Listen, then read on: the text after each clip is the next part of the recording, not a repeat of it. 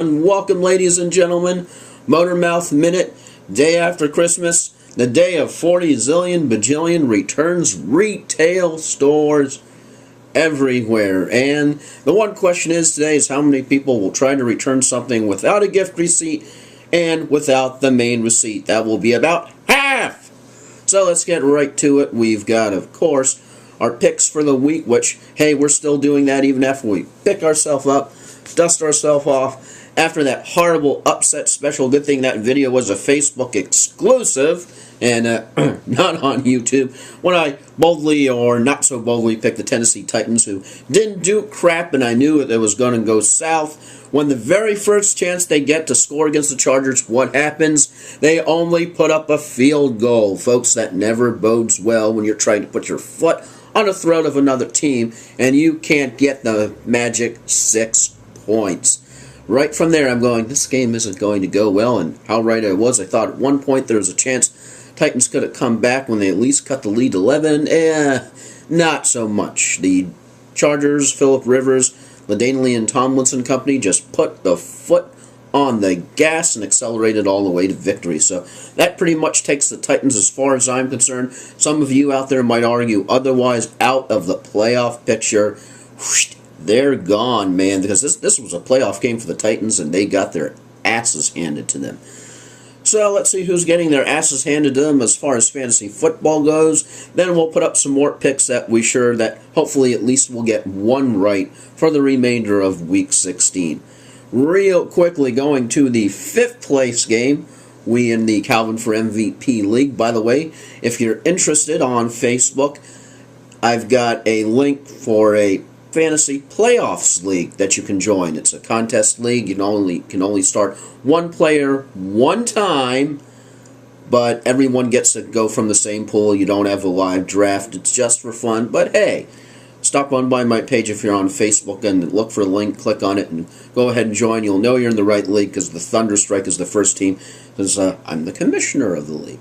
So let's get to the fantasy football playoff updates real quickly. We have the Sliver Thrillers leading in the 5th place game. The Coyotes 103.42. And it looks like that one was a final from last week. So probably wondering why I even brought it up since everything's final. So just pretend you didn't hear that one as we go to some of the other games. Of course, the 3rd place game, and that one is actually in progress. Apparently the score is still 0-0 because no one played, so that's a real quick update, and we really don't have to worry about that. Hey, this update is easy, kiddies, ain't it? But the one game that did take place and already had some players played from Thursday's game, of course, the championship finals, in it to win it, Bayside Storm. Bayside Storm, solely on the efforts of Phillip Rivers and Vincent Jackson, charges out, pun intended, to 27.01 lead, in it to win it, hanging on their tails, doing much better than the Tennessee Titans did last night, as one Antonio Gates is the stud tight ends among all tight ends. And how about a day for that? San Antonio Gates. Hey, I'm giving the guy a new name. Antonio Gates came up with 14.15 fantasy points with our league scoring record, which is better than Vincent Jackson did, but not better than Phillip Rivers did. Of course, the consolation playoff finals matchup, where for those of you out there, Billy Joel will be the virtual act, and I won't sing any. Well, okay, maybe sing us a song. You're the piano man. Sing us a song tonight. Okay, that's the halftime show. We got the Swedish Meatballs as a visitor team. We've got the Thunderstrike. That's my team. Hey, at least I'm in the finals somewhere. The home team, and of course, no players were played, so there's no change in the score. Hey, you gotta love those updates, right?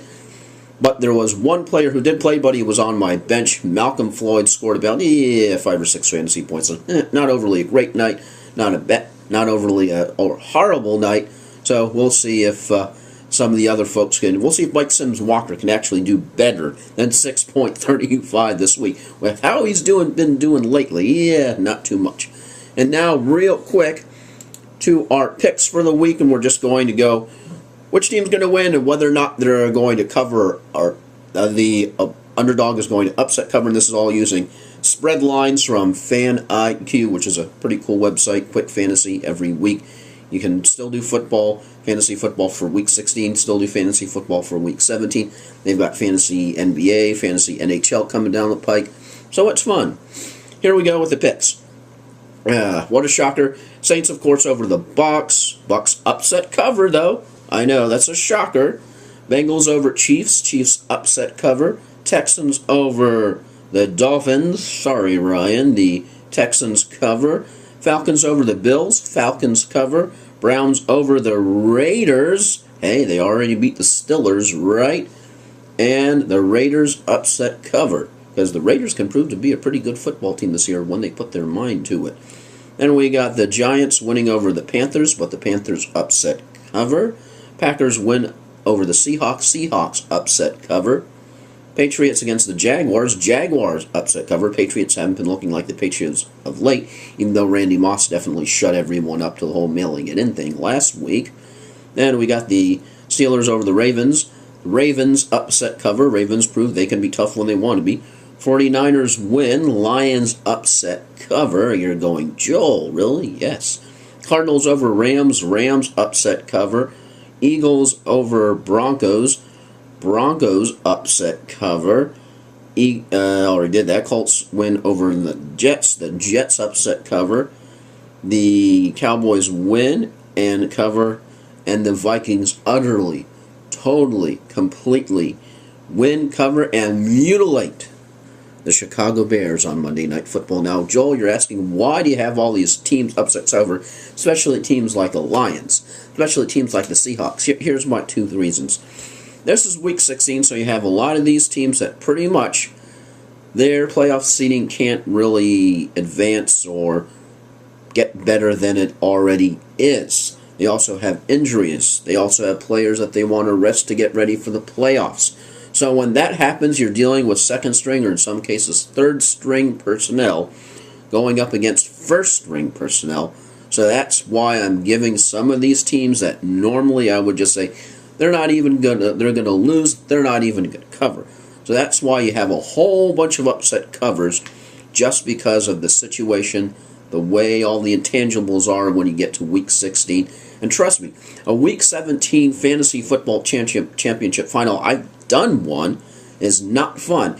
You're benching Peyton Manning, for example, because Peyton is not going to have more than one quarter at most before Sorgi came in, and you have Tavarius Jackson, your quarterback, and then you have to figure out which team has something to play for. Then you got crazy weather patterns, you got everything in there. So Week 16 and Week 17 are definite anomalies as far as fantasy football, as far as fantasy sports, and even as far as trying to figure out which team is going to win or not. So here's hoping that you don't have too many things to return today along with the rest of the world. I would definitely advise not doing it today. Please. And here's hoping you had a Merry Christmas and it's almost Happy New Year. Can you believe it's almost time for yep. Get those resolutions ready, folks, and hopefully they'll actually make it past the first day. This has been the Motormouth Minute for December 26th. And not only am I out of my mind, I'm also out. Peace.